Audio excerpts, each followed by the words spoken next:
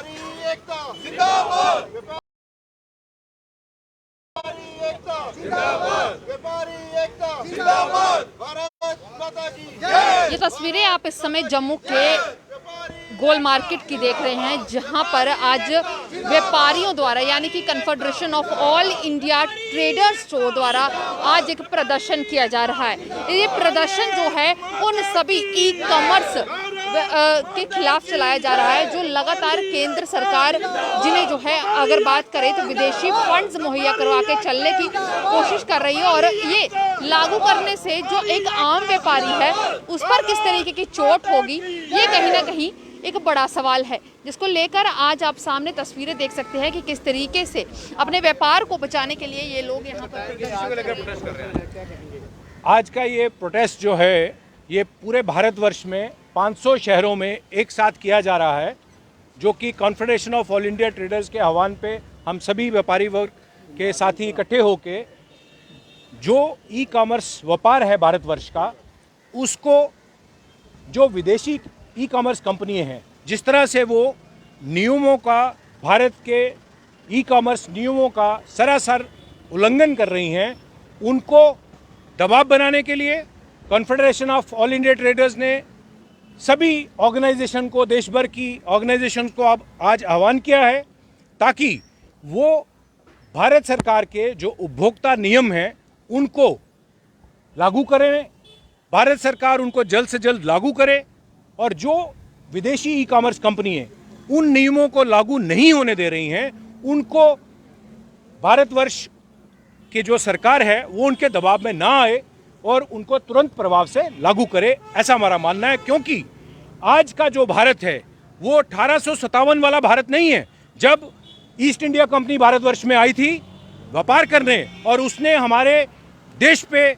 हमें गुलामी की जंजीरों में जकड़ दिया। आज ये नरेंद्र मोदी जी का 2021 का भारत है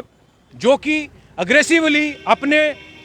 इंटरेस्ट को डिफेंड भी करना जानता है और काम करना भी जानता है। ये आज 15 सितंबर से लेके 15 अक्टूबर तक confederation of all India traders ने सभी व्यापारी ऑर्गेनाइजेशन का आह्वान किया है और अपने स्टेट यूनिट्स को बोला है कि वो अपने अपनी जगह सभी जो सरकारें हैं उनको दबाव बनाएं ताकि वो जो उपभोक्ता नियम हैं उनको तुरंत प्रभाव से लागू करें। धन्यवाद। व्यापारी